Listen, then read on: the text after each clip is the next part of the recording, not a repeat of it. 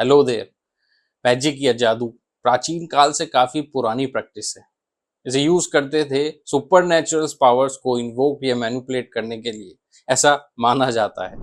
The allure of magic, both good and evil, is irresistible.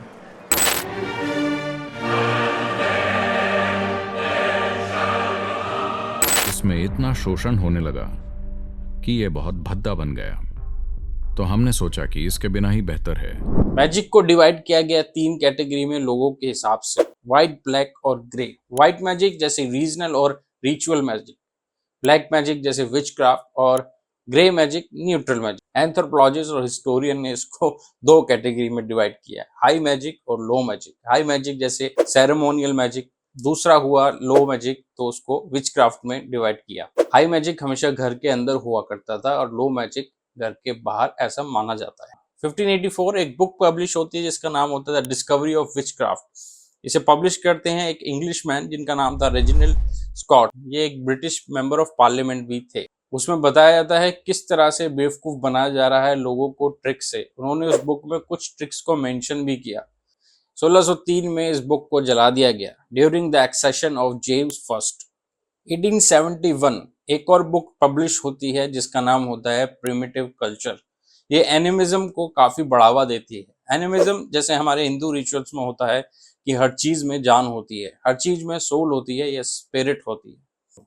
इस book के author थे Edward Teller. उन्होंने जादू के लिए कहा कि जादू एक इंसानियत के लिए काफी भयानक या घातक भ्रमों में से एक है।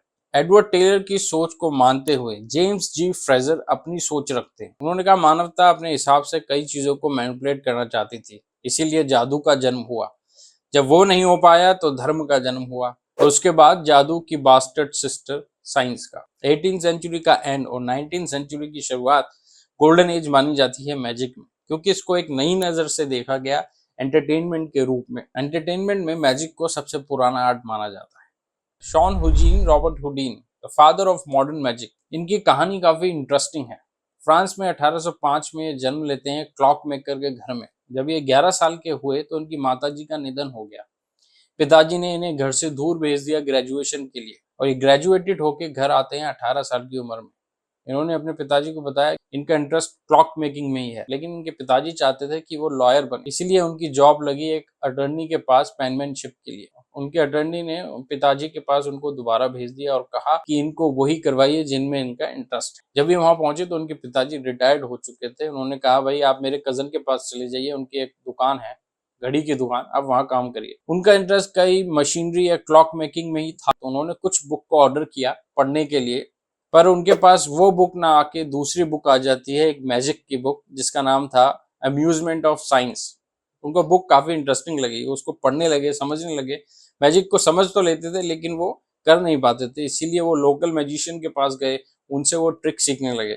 फिर 1845 में वो पहला स्टेज शो करते हैं जो कि बहुत बड़ा डिजास्टर होता है। उनकी फैमिली और उनके दोस्त काफी निराश होते हैं और कहते हैं भाई छोड़ दीजिए, आपके बस की नहीं है। लेकिन उनको ये बात पसंद नहीं आती। वो स्टेज परफॉर्मेंस दोबारा करते हैं, वो जादू दोबारा से करते हैं स्टेज पर और इस बार जादू चल जाता है। उन्होंने कई चीजों को इन्वेंट या शुरुआत दी, जैसे कि टक्सीडो पहनना मैजिशियन का, हैट पहनना मैजिशियन का, कई मशीनरी को भी इन्वेंट किया। उनके एक्ट को लोग आज तक कॉपी करते हैं और उस जमाने में भी करते थे। उनके राइवल थे अलेक्जेंडर हर्मन, जिनको हर्मन द ग्रेट भी कहा जाता था, और जॉन हेनरी एंडरसन, जिनको कहते थे the wizard of the north. 1840 के बाद लाइमलाइट में आ गया थिएटर मैजिक या मैजिक थिएटर, जो कि लोगों ने काफी अप्रिशिएट किया। मैजिक को एक आर्ट का रूप मिला। उसको बढ़ावा देने के लिए 1905 में ब्रिटेन में एक ऑर्गेनाइजेशन ने जन्म लिया जिसमें मैजिक को या मैजिक आर्ट को बढ़ावा दिया गया।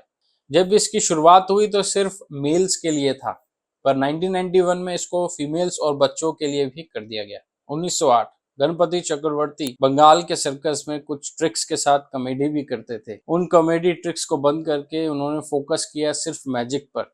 इंडिया में उनके कुछ ट्रिक फेमस भी हैं, जैसे इल्यूजन बॉक्स और इल्यूजन ट्री। उसके बाद 1950s में 2 जादूगर जो कि इंस्पायर्ड थे चक्रवर्ती से, जैसे पीसी सरकार और के लाल। चंचल लहरी एक एक्ट के दौरान उनकी मृत्यु हो जाती है 2019 में, जो कि एक हुडीनी एक्ट था। मैजिक अब थिएटर या स्टेज पे नहीं, अब टीवी पर आया।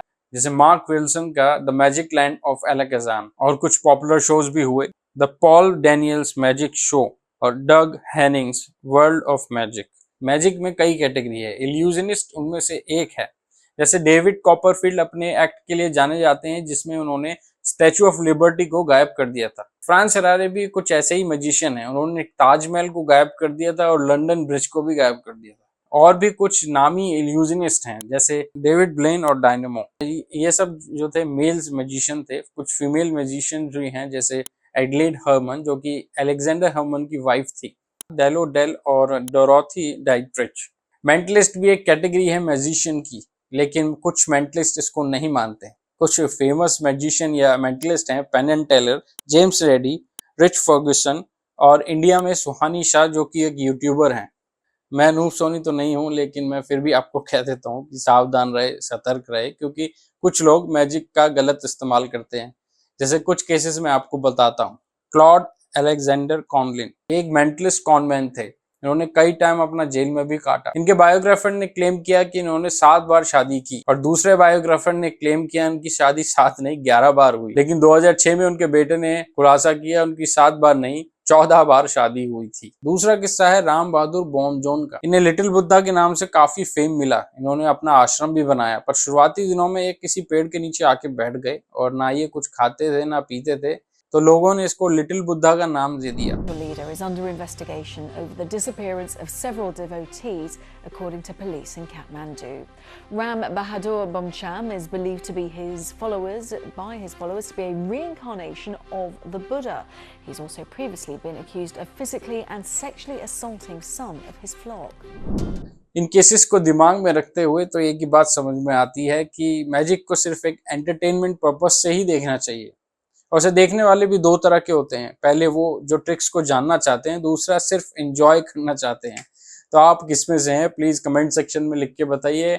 मिलते हैं अगले वीडियो में।